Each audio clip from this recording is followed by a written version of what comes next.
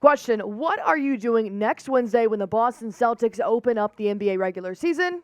Well, the answer is you're going to be watching our watch party. Myself and producer Smitty will be going live for the Knicks and Celtics to kick off the NBA regular season, and that's why you should subscribe to this channel, because some new subscribers will be getting a shout out during our watch party next Wednesday when the Celtics take on the Knicks, so you don't want to miss out.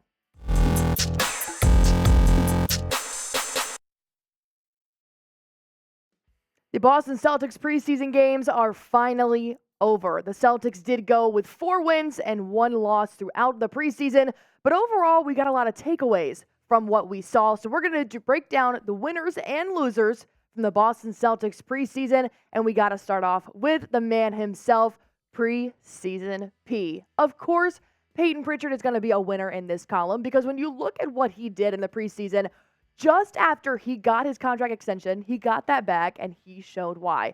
15.6 points per game, almost 5 boards a game, almost 2 rebounds a game, almost 5 assists per game, and he was shooting about 36% from the three-point line. Not terrible for Payton Pritchard, but he was absolutely dominating the offense. He was controlling the floor when he was on there, and that's what I love to see from him. He's also 3rd in the league in points scored so far in this preseason with 78. Now, I will point out, last night when they played the Hornets, he did only score 3 points, but I understand you can't be popping off every single game. But I said this before he was going crazy in the preseason. You don't need Payton Pritchard to drop over 20 points a night. You just need him to be consistent. So I think 3 is probably the lowest you're going to be able to go, Pritchard, before you get on my hit list. But I think so far you did pop off in the preseason. So that takes us to our next winner of the preseason, Neemias Queta. If you guys have been watching Celtics Today, you know I have been a fan of this guy since he signed his 2-way deal. And here's why. When you look at his stats, they're not incredibly flashy on paper. Almost 10 points per game, almost 5 boards per game. That's the category I like the most. The Celtics need help in rebounding, so Jayson Tatum doesn't have to do it all himself. Almost about an assist a game, but he's shooting 86% from the field. That is incredible. He made 13 out of 15 field goals in 4 games. He was shooting lights out, including last night when he shot 12 points in 13 minutes. I have loved what I have seen from Neemias Queta. He has also gained 14 rebounds in 4 games, and he's also connected with Payton Pritchard for some nice dunks. So I like the dynamic that's been going on with Neemias Queta, and if you ask my vote, I'm going to put Neemias Queta in as a backup center behind Al Horford and Kristaps Porzingis, but more on that later. First, I got to tell you about Prize Picks today. It is my favorite daily fantasy sports app because it's super easy to use. I'm not good at math. Prize Picks does all the math for you. All they do is give you projected stats on players professionally or collegiately, or collegiate, I guess that's the word. And all you have to do is pick more or less. These are my picks for tonight's NBA preseason games. Of course, I have Jordan Poole scoring more than 22.5 points since he dropped a 40-piece last night. Steph Curry having more than 23.5 points. And Andrew Wiggins to have 15.5 points. Now, if you guys like these picks, go ahead and duplicate them. Or if you don't, then all you have to do is go to prizepicks.com/CLNS. Use promo code CLNS, and Chat Sports will match your first-time deposit up to $100. Watch yourself win some real money and real time. So our first loser of the preseason was Luke Kornet. I just told you why I thought Neemias Queta was a winner in the preseason. He showed out. Luke Kornet is on the other side of this. The fact that he was scoring 3.3 points per game, 2.5 rebounds per game, and then about 2 assists per game, and he was shooting 75% from the field. But don't let that 75% fool you. He was not shooting any more than 2 shots a game. That's why his field goal percentage is so high. Overall, defensively, he seemed slow. He seemed like he was constantly a play behind. I think that Neemias Queta deserves to be the backup center over Luke Kornet. I think Luke Kornet has had his time to shine, and don't get me wrong, I think the Green Hornet has done great in the Boston Celtics uniform, or Green Kornet, I should say.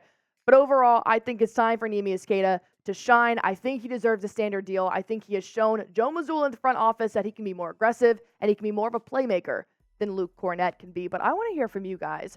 I want you to determine who's going to be the backup center for the Boston Celtics. Type 88 for Neemias Queta. Type 40 for Luke Kornet. You guys already know I'm typing 88. I think Queta deserves a standard deal. I think he should be behind Al Horford and Kristaps Porzingis, but I want to hear from you guys.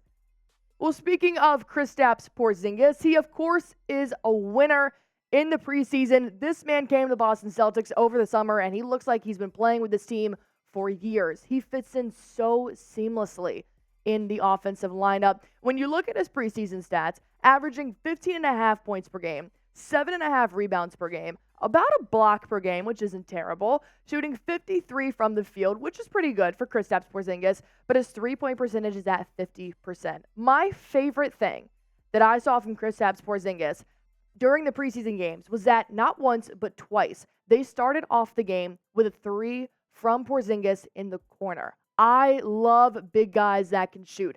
I think Kristaps Porzingis has been the missing link for this Boston Celtics uniform and the missing link to help them get to banner 18, and I'm the only one that thinks so. I know Kristaps Porzingis has loved his role on the Celtics so far because he said in an interview, it's just easy to play with these guys. Those guys being Jayson Tatum and Jaylen Brown. I keep repeating myself, but they draw so much attention to that I get wide open threes, wide open looks, and they find me. And I shoot open shots. That's it. It's really simple. It was a good game for us to keep building that chemistry. I think Kristaps Porzingis spreads out the offense like none other. The fact that now it makes it a triple threat when you have to guard somebody like Kristaps Porzingis on the perimeter, Jaylen Brown, Jayson Tatum as well, I think it can definitely be pretty lethal heading into the regular season. But overall, I want you guys to give me your one-word comment on how you feel about Porzingis' preseason performance. Say that 5 times fast. I think my one word to describe his preseason performance would be promising. I think he has a lot to offer in the regular season. I think he has a lot to offer in Boston, and I'm just excited to get the regular season going. So let me know how you guys felt about Porzingis while we tell you about our last loser. Delano Banton does get my last loser spot, and I'll be honest, I wasn't happy about doing this, but overall, I just didn't like what I saw from Delano. He averaged about 6.8 points per game, which is great. That's fine for somebody that's in the role that he's in. 2.4 rebounds per game, which is fine. 1.2 assists per game, but 25% from the field. I personally think Delano was playing a little bit selfishly when he was rolling with the offense in terms that he wasn't necessarily looking for the offensive scheme to get going. He was just kind of taking open shots when they weren't really there. And that's just my opinion from the 5 games that I saw.